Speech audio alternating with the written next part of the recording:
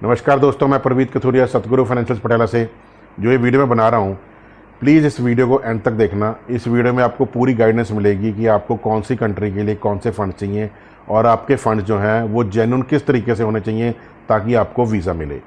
सतगुरु financials 2002 से इस line में है। हमने नंबर ऑफ़ केसेस किए हैं और मैं आपको जो गाइडेंस देने जा रहा हूँ, शायद ही कोई फाइनेंसर या शायद ही कोई फंड्स वाला आपको ये गाइडेंस दे पाए। जो पहले है, सबसे पहले बात है, हम बात करेंगे ऑस्ट्रेलिया की। ऑस्ट्रेलिया के जो फंड्स हैं वो जेन्युइन होने चाहिए। वो आप अपने मदर फादर, ब्रदर सिस्टर, दादा दादी, नाना नानी, अपने ब्लड रिलेशन में आप शो कर सकते हैं। थर्ड पार्टी फंड्स बिल्कुल नहीं चलते। आप सोचें कि आपके अंकल हैं जी, उनके पास 50 लाख पड़ा है, वो दिखा दिया। No, not at all. वो फंड्स आपके बिल्कुल नहीं चलेंगे। आपके फादर के अकाउंट में अगर ग्रेचुटी या प्रोविडेंट फंड पड़ा है वो बिल्कुल नहीं चलेगा। एम्बेसी जो है वो मांगती है कि फंड्स रेडिली अवेलेबल अकाउंट में होने चाहिए। आपके रेडिली अवेलेबल अकाउंट चलेंगे, फंड्स चलेंगे। नंबर 2, आपके जो नाना नानी के फंड्स हैं, ब्रदर सिस्टर के फंड्स हैं, वो सिर्फ 40% तक एम्बेसी कंसिडर करती है। रेस्ट 60% जो फंड्स हैं वो आपके मदर फादर के होने चाहिए। वो देखते हैं कि मदर फादर की क्रेडिबिलिटी कितनी है इंडिया में, ताकि वो आपको आगे अगर ज़रूरत पड़ती है तो दे कैन स्पॉन्सर यू। इसलिए कई लोग क्या कर रहे हैं कि सिर्फ मेरे नाने के पास 50 लाख पड़ा लगा दो जी। No, not at all. Only 40% of your nana nani, dada dadi and brother sister will be considered by embassy. Rest 60% जो है फंड्स वो आपके मदर फादर के होने चाहिए। उसके बाद न्यूजीलैंड में भी सेम क्राइटेरिया है, लेकिन न्यूजीलैंड ये कहता है भाई आपके नाना नानी, दादा दादी, ब्रदर सिस्टर आपको 100% स्पॉन्सर कर सकते हैं। उसमें ये क्राइटेरिया 40% वाला नहीं लागू होता है। लेट सपोज आपने न्यूजीलैंड जाना है, आपके नाना के बाद 50 लाख रुपये पड़ा है, तो आपके नाना आपको दे सकते हैं 50 लाख, वो स्पॉन्सर कर सकते हैं। लेकिन वहाँ पे थर्ड पार्टी स्पॉन्सर न्यूजीलैंड में भी नहीं चलती। आपके ब्लड रिलेशन में ही जैसे कि ऑस्ट्रेलिया में चलती है वही चलेगी। उसके बाद हम बात करेंगे कनाडा की। कनाडा में जो फंड्स हैं वो स्टूडेंट के अपने अकाउंट में होने चाहिए या उसके फादर मदर के अकाउंट में चाहिए। नो दादा दादी, नो नाना नानी, नो ब्रदर सिस्टर।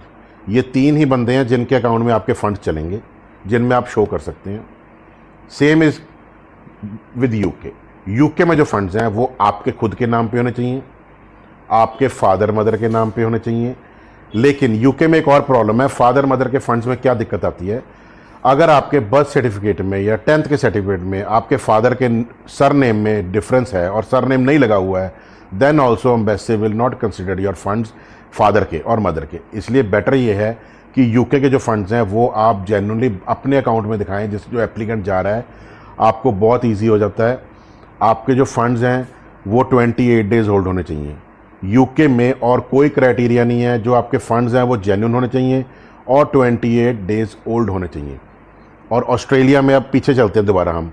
ऑस्ट्रेलिया में जो आपके फंड्स हैं, मैंने आपको पहले बताया कि आपके ना ब्लड रिलेशन में चलते हैं। सेकंड में हम बात करते हैं ऑस्ट्रेलिया के फंड्स जो आपके हैं वो नए नहीं होने चाहिए। अगर आपके फंड्स नए होंगे, आपने आज किसी से 50 लाख पकड़ा और डाल दिया, that will not considered by embassy. आपके फंड्स 1 साल पुराने होने चाहिए, कम से कम 1 साल पुराने फंड्स होने चाहिए। और अगर आपके फंड्स नए हैं, आपने कल पकड़ के डाले हैं, तो उसका सोर्स आपके पास होना चाहिए कि आपका वो पैसा कहाँ से आया, आपके पास क्या सोर्स है। आपने प्रॉपर्टी बेची है, आपने कोई गोल्ड बेचा है, आपने कोई गाड़ी बेची है, आपने कोई घर बेचा है, कुछ वो सोर्स होना चाहिए। Then only embassy will consider your funds as genuine. Same is the criteria with New Zealand. New Zealand में नाना नानी, दादा दादी के फंड्स चलते हैं। अगर आपने मदर फादर के फंड दिखाने हैं वो और पुराने नहीं हैं तो they will ask for the source. Same as Australia.